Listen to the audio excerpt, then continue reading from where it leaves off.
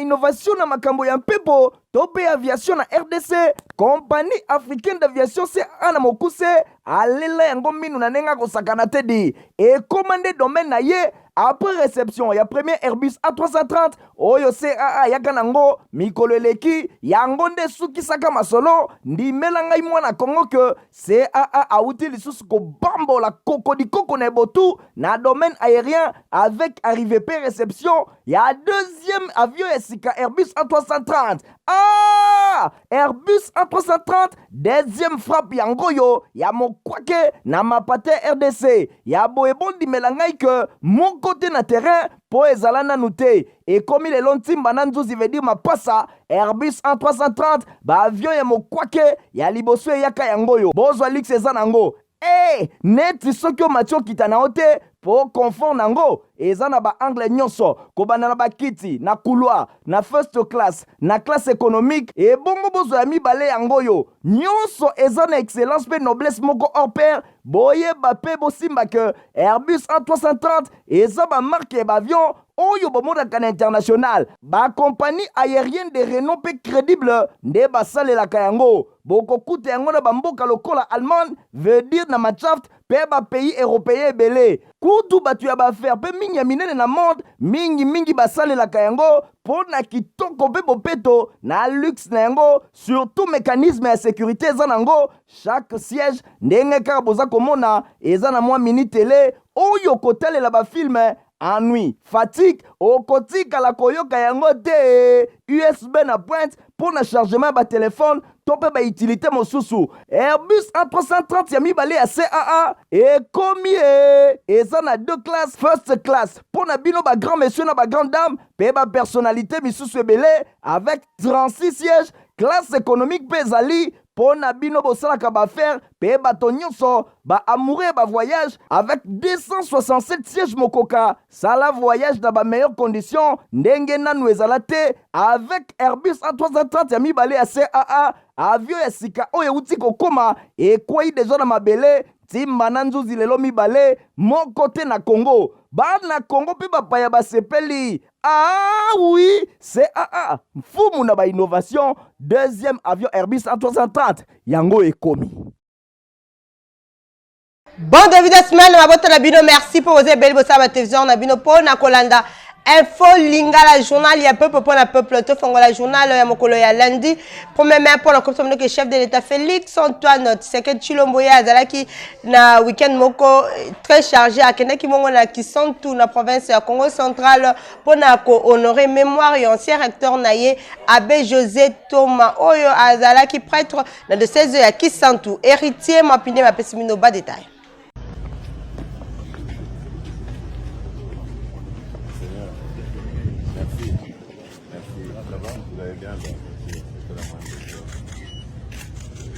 Ça contribue à mon éducation. Ça demande à ma gratitude.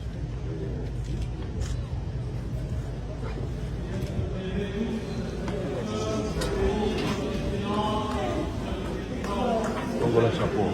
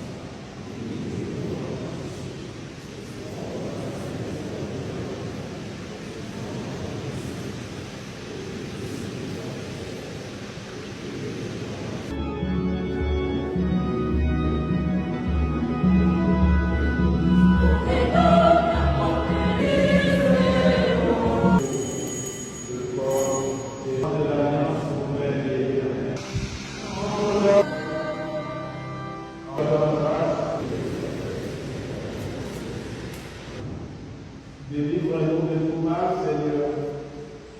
et donne la paix à notre temps.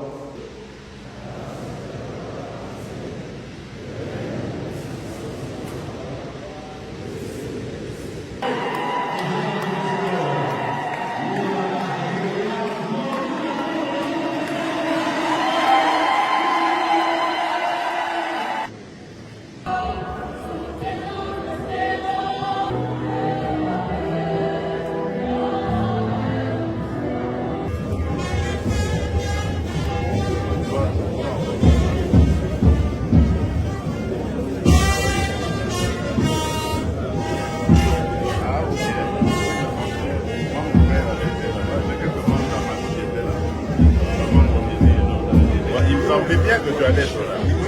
suis dit, mais ça c'est un ancien. Le protocole, c'est à lui qu'il faut demander. Moi, je ne peux pas te donner une date comme ça.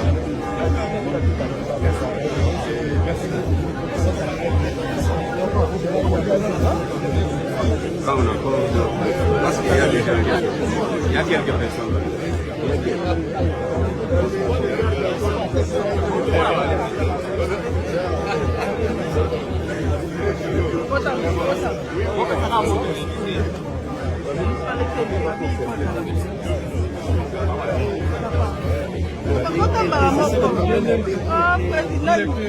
Attends, on va vous appeler.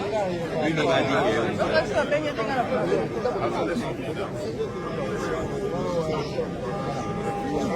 oui, je vous bloquez les gars, vous allez sur la On va bien l'eau. Ça va. Mais toi, depuis que je suis là,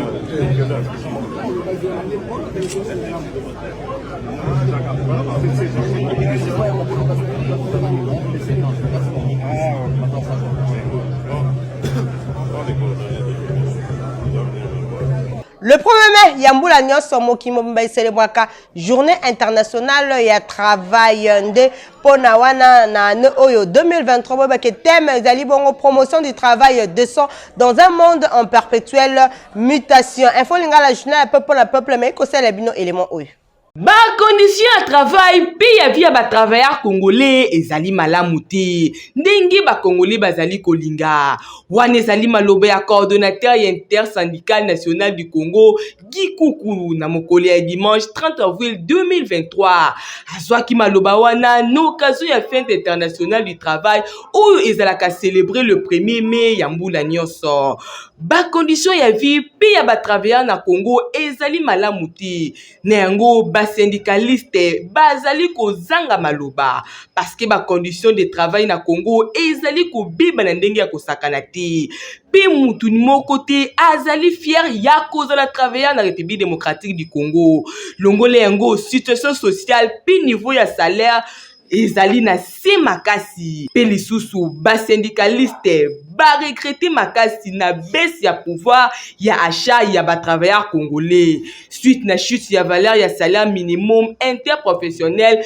garantisse ming na mokuse kobanda na 5 à 10 dollars na ndambu na maloba mosusu babakisi que ezali atteindre la fierté te ya kolinga mosala na Congo pe lisusu ezali nanu te appliqué na ba entreprise ebele pe ba travailleurs ebele bazali nanu ba esclave parce que bazali sans contrat de travail pe bazali prise en compte par rapport à la sécurité sociale wana ndenge ba syndicaliste ba monisi yango pe lisusu ba invité ba travailleurs congolais ba lekisa journée oyo na kati ya méditation likolo ya agression oyo RDC ezali victime na part ya Rwanda pona kokopatir na ba compatriotes oyo bazali konyu comme la partie est la République démocratique du Congo na mokusi bazali kosenga na gouvernement congolais à investir pour na bien-être ba travailleurs congolais. Porte-parole du gouvernement Patrick Muyaya premier ministre Jean-Michel Sama-Lukonde Kenge azali ko stimuler ba création ya ba emploi.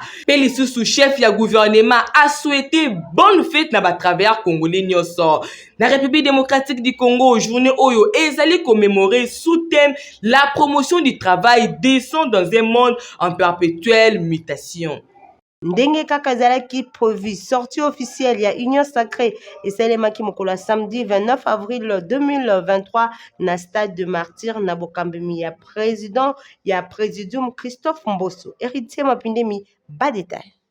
Na ekokota na likambo ya élection. Président ya Assemblée nationale Christophe Mbosso Nkodiampwanga oyo azali moko ba présidium ya Union Sacrée a dévoilé vision ya Union Sacrée pour na bâtir un Congo fort, uni pe souverain, libre et prospère pe Congo ya espoir. Plateforme Union Sacrée de la Nation ba réussir Paris na bango na terme ya mobilisation majorité ba yambaki message o ya makasi ya opposition oyo esengeli baeba na ko revoir makambo to ba stratégie na bango na ngambu ya démonstration de force oyo etalisamaki na stade de Martyr de la Pentecôte oyo et refusaki bato avant midi déjà. Stade de Martyr il y a plus de 80 000 places assises et zalaki plein local la liki au point même que bato misusu babimaki misusu pe bakota kite même l'heure de jeu ezalaki bongo envahi kasi chaleur moko ya makasi ezalaki bongo mokolo ya samedi 29 avril 2023 et kokaki te kopekisa bato kopusa na stade de Martyr de la Pentecôte ezalaki bongo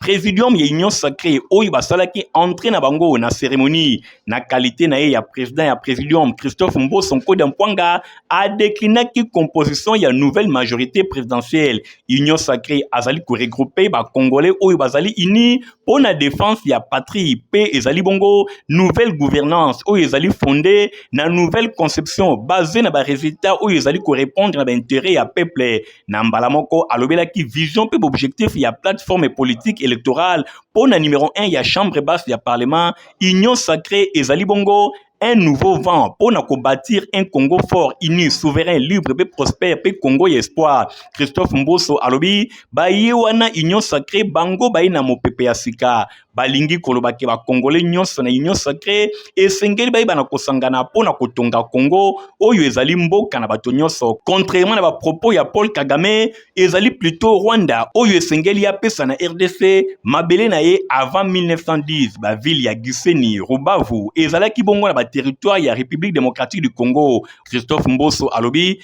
bato nyonso esengeli babongama pona ba élection ezali koya na mois ya décembre. Dialogue ekosalema te avant ba élection moko na moko esengeli abongama oya kobongama te ako constater kaka l'élection ekosalema na mois ya décembre na République démocratique du Congo. Sensibilisation ezalaki kitoko makasi et la kisi que en tout cas ma parti politique répondre vraiment massivement. C'est-à-dire ezalaki plein et la kisi que vraiment to biso nyonso tozo ko reconduire vraiment vision un chef de l'État pe mandat na ye deuxième mandat na ye les assuré déjà kotala déjà ndenge ma parti politique va répondre massivement boye en tout cas là ici déjà que non biso nyonso toza na sima ya chef de l'État biso pe batu ba mama ya Fonafec na président na biso Marcel Ilunga Leo tozanga kipete na moko pe mama Godé Sukumba président Ligue des femmes pour assister le chef de l'État na vision na ye pe na ko reconduire na deuxième mandat na ye vraiment elle qui kitoko makasi organisation ezalaki très bien. Merci beaucoup. Mwana mboka Kennedy Katasi akumbaki délégation monene kuna na stade de Martyr ya parti na bango. Nadine Asona Edi Mbani reportage.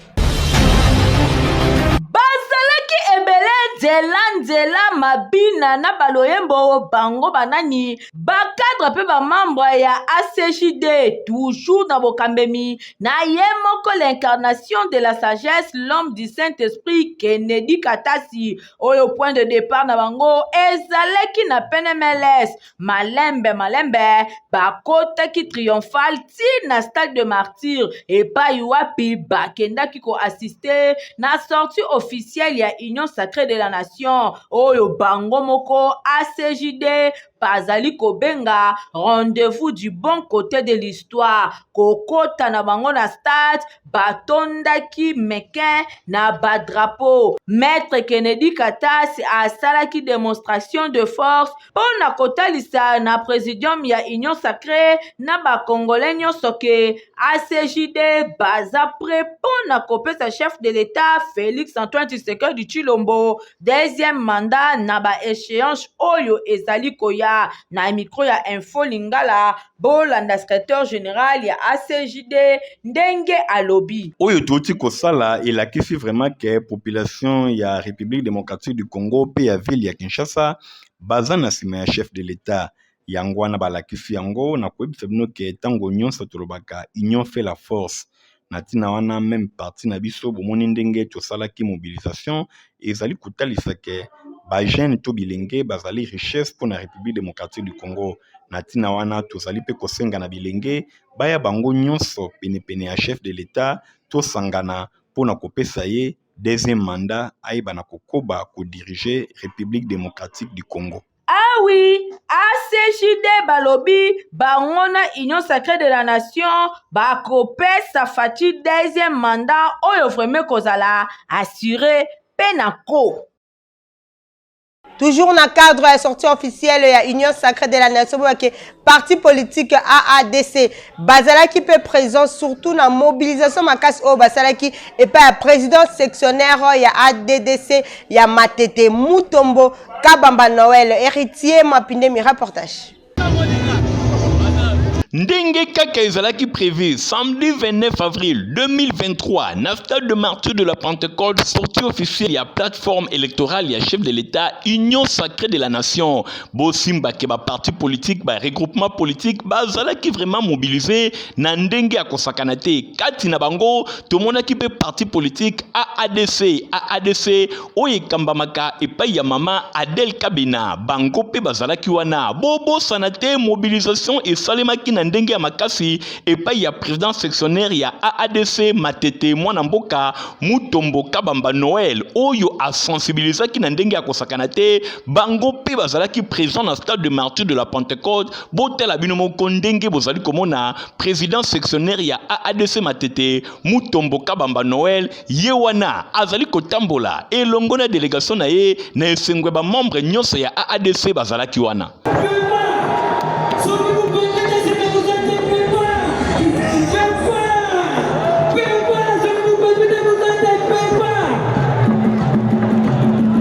Bosimba ke présence remarquée ya mwana mboka Mutombo Kabamba Noël ezali kotalisa mapamba te commune ya Matete eyindaki na ndenge ya kosakana te mobilisation esalemaki epai ya Mutombo Kabamba oyo bazali kobenga Petit Fachi ye alingaki kozanga rendez-vous oyo te Matete ekweyaki stade de martyr ekweyaki nyonso ezalaki bongo na maboko ya mwana mboka Mutombo Kabamba Noël oyo bazali kobenga Petit Fachi ye pe azali bongo numéro 1 ya fondation na ye oyo bazali kobenga fondation Mutombo Kabamba en action FOMAC na mokuse bango wana na stade de martyr batelisi soutien na bango epai ya chef de l'État Félix Antoine Tshisekedi Tshilombo oyo bazali kobunda pona kopesa ye deuxième mandat na stade de martyr penza AADC amarkaki présence na ye bana ya Matete pe bazalaki wana na bokambemi ya Petit Fachi Mutombo Kabamba Noël.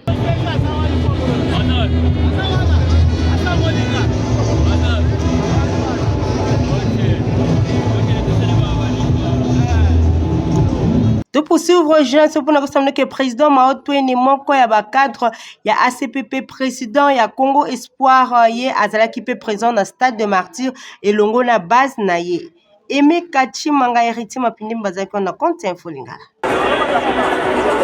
Samedi 29 avril 2023, stade de martyr de la Pentecôte et yindaki na ndenge ya kosakana te na occasion ya sortie officielle ya Union Sacrée de la Nation plateforme oyo ezali ko soutenir vision ya chef de l'État Félix Antoine Tshisekedi Tshilombo bosimba ke parmi ba parti politique pe ba regroupement politique oyo basalaki wana tomonaki pe Alliance des Congolais progressistes ACP na mokuse oyo ya autorité morale Jean-Tini Ngobilambaka batu basalaki vraiment mobilisé moko ya cadre ya ACP Mao Tweni a mobilisé ki na ndenge ya kosakana te côté ya Selembao batu bayaki ebele ndenge bino moko bozali komona pona ko assister na manifestation oyo pe kotalisa soutien na bango epai ya chef de l'état bosimba ke ye azalaka déjà moto ya bato maotwene pamba te misala azali kosala ezali komonana na tina wana bato balandaka ye pe bapesaka ye confiance présence na ye na stade de martyr de la Pentecôte etalisaki vraiment ke ACP azali wana pona ko soutenir vision ya chef de l'état ndenge ye moko alobi. Bon, impression na ngaza réussite totale ya événement oyo ya kola lelo oyo ezali c'est ya union sacrée donc mwana moka botami na koma union sacrée pas kosalisa tout autour ya président Fachi Beton 400 partis politiques. Alors tosengi na bandeko nyonso oyo balingaka Fachi vraiment balembaté que soutenir lié parce que nous avons beaucoup soutenir la communauté puis nous féliciter mon Nzambo ka Fachi Beton na initiative à comprendre que soit que na lolenga na batu musunga ba no penser ngeza la malamu te pour division profiter na batu te mais unité de ça la force ya batu.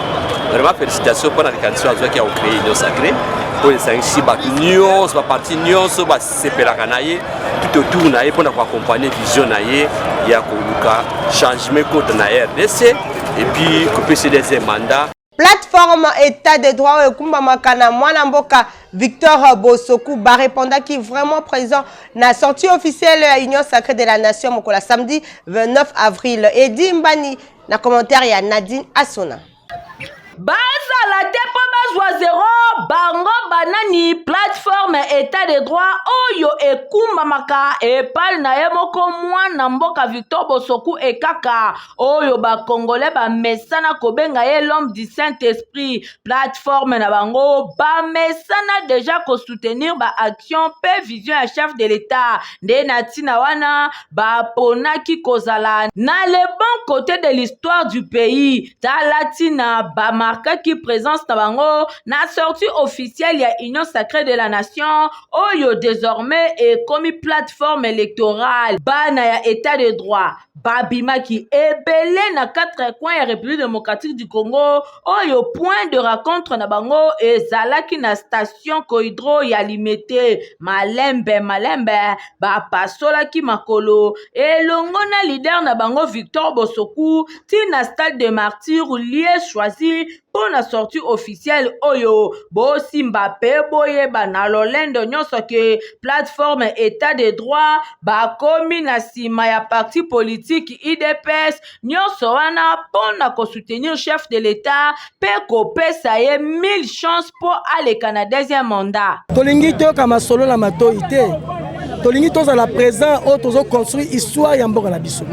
Faut pas rater des occasions. C'est pourquoi tozo benga batu nyonso tout o bazalo na kidiba baya kokota na kati ya histoire celui de notre pays la RD Congo enge bandasko kokomama yango moni toye toyoki mbela ya mokonza mboka pona kotonga ekolo na unité na batu banso yango moni tolakisi pe pouvoir pe force na biso tozala ngo sur le terrain na mabele Kinshasa et puis biso tozo soutenir secrétaire général, il y a UDPS, Augustin Kabouya, et puis Tozolanda toujours mbele mokonza mboka pour intervenir dans l'action Nyon Seko Salama pour l'école au Congo en tant que membre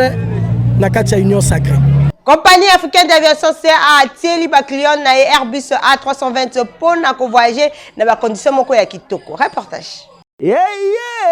Innovation na makambo ya mpepo tope aviation na RDC compagnie africaine d'aviation CA na mokuse alela yango minu na nenga kosakana tedi et commandé domaine na ye après réception ya premier Airbus A330 oyo CAA yaka nango mikolo eleki yango nde sukisaka masolo ndimela ngai mwana Kongo ke CAA auti lisusu ko bambola koko na botu na domaine aérien avec arrivée pe réception ya deuxième avion esika Airbus A330.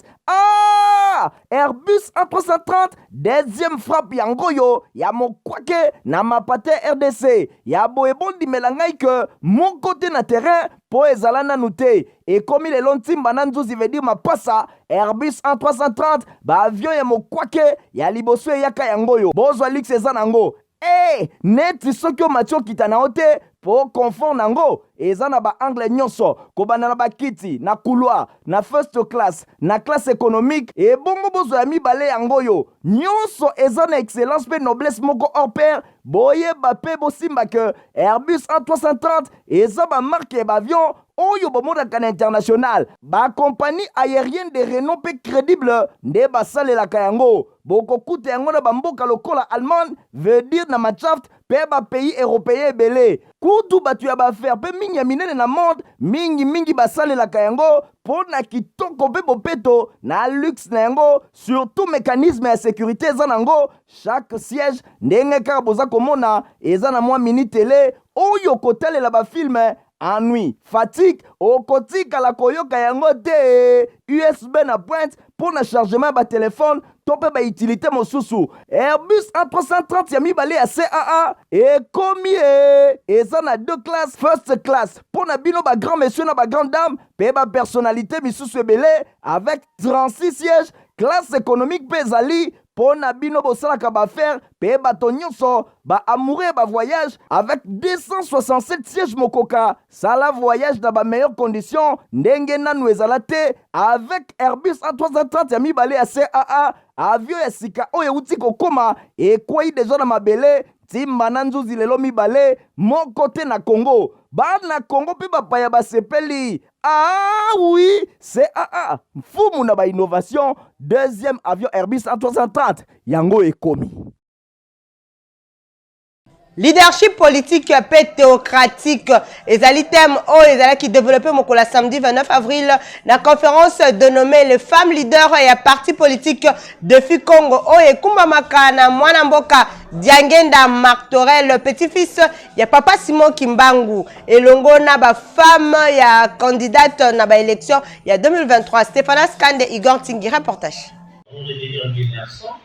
Défi Congo na mwana mboka Diangenda Martorel baye na mopepe ya sika yoka ba organisaki conférence moko dénommée les femmes leaders pona Défi Congo okoki kokoma leader te soki oleki nanu na formation te nini esengeli oyeba avant ya ko diriger batu talatina babengisaki professeur ya université oyo alobelaki bango thème oyo leadership politique pe théocratique apesaki bango ba définition ya leadership na sens na yango nyonso alobi leader esengeli a influencer leader esengeli amema batu to pe organisation ba atteindre objectif na yango apesaki bango ba objectif ya parti politique atalisaki bango pouvoir politique pe théocratique boyoka bango moko sima na moninga ndenge bapesaki ba impression na bango. Naye ko comprendre que na politique soki ba leader ayebi nzambe te politique etambola malamu te soki osangisi bonzambe na politique omoni emati lelo oyo so tozomona makambo ezotambola te parce que tozosalela kaka leadership politique mais tozosalela leadership théocratique te to apprendre penza mingi toyebaki te na bongo nde na kosenga pe na baye oyo bakosepela korejoindre biso na kati ya parti oyo Défi Congo ezali parti oyo eza kobunda makambo ya politique kasi etie nani nzambe liboso. Leader na biso eza Martorel Diangenda aza moko ba chef spirituel ya église Kimbangiste yango base na biso bitumba na biso toye lokola na continuité na bitumba ya papa Simon Kimbangu asalaki ya lobby akei siko ya akei matikeli biso makambo important soki lobby Obama akomaki na pouvoir à reconnaître professeur papa Simon Kimbangu et bongo biso moko bana na yeba na papa Simon Kimbangu le papa Martorel aye a lobby to tele melongo elongo na malobo papa lobaki malobo ko lobaki to tele mapoke mboke changer tala batu bakosala continuité ya bitumba ya papa Simon Kimbangu Défi Congo na papa Diangenda Martorel baye na formule ya sika refondation ya Congo na nouvel système ya gouvernance ba futur député na bango ya basi bango yeyo na Défi Congo sans la formation pas de leader. Maintenant qu'il faut développer votre popularité, bien entendu. Tribune Bibicale University P Institut Universitaire de Développement International Baremetaki week-end de qui diplôme il y a Dr Honoris Kausa parmi ba lauréat boyebake évangéliste international Jean-Oscar Kizami Nakibila Azalaki présent Stéphane Skande Igor Ntingi.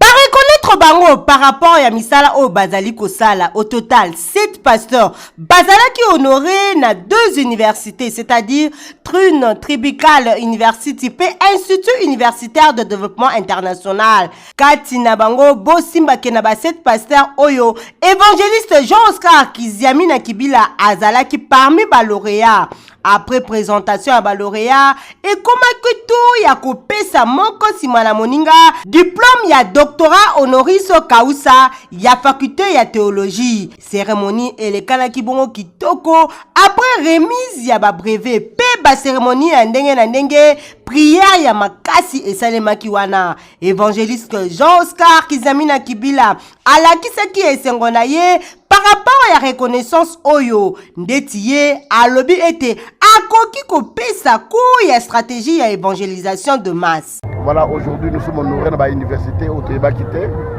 avec option ya kotangisa mutuna domaine au ezalinga par exemple on a donné la stratégie sur l'évangélisation de masse. Comment réussir des campagnes, comment organiser des campagnes d'évangélisation ou organiser des campagnes d'évangélisation. Les ali biloko qui nous partagé dans les séminaires dans l'université ya Kona. Na micro ya Info Lingala, évangéliste international Jean-Oscar Kizamina Kibila azongela ki lisusu campagne d'évangélisation oyo akosala na mois d'août. Ba Congolais nous trouve bango baya. C'est une fierté tous appels na ba oya biso. On va défendre l'évangile partout. On va tomber par rapport à Moussa Bazali Kusala. Tous la base zo boma ba leader na biso ba héros na biso. Au koto sunga bango. So ba zoki to soigner bango, on va zaliti le lobby.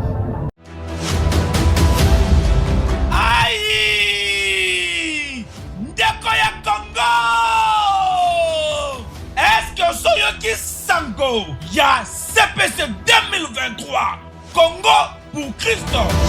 avec l'évangéliste international Kizamina Kibila, Jean-Oscar, l'homme de Dieu,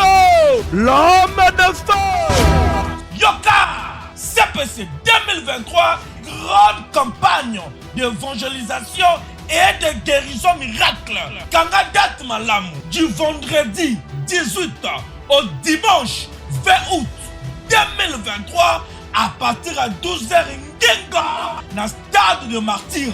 Et c'est le seul rendez-vous. Il y a prière pour la mboka, et prière pour la famille. Blocage, stérilité, paralysie, malade et oumeli. L'évangéliste international Kizamina Kibila, Jean-Oscar Alobi, si ton Dieu est mort, et c'est le mien pendant 3 jours à CPC 2023 dans le stade des martyrs. Kobo Sanate, conférence des ministres, des serviteurs et servantes de l'Éternel du 15 au 17 août 2023 dans le quartier général. Il y a ministère la puissance du nom de Jésus-Christ. Oyo et Zoami, na croisement Capella et chaussée de Guimoueza numéro 8. Quartier Yolo Sud, commune à Kalamou, référence Maître Taureau. Ah! Bon à CPC 2023, Ghana Zangate. Bozala qui est pour la colonne Info Lingala journal. Il y a peu pour la peu là qui n'ont pas merci. Na Igor Ntingi Yazaki Nasima ya caméra. Montage et Simama qui est pas Christian Kengebeni Pichou Monsia. Héritier Mapinde Mia superviseur qui journal. On a la bino. Depuis ça, nous rendez-vous. Au revoir.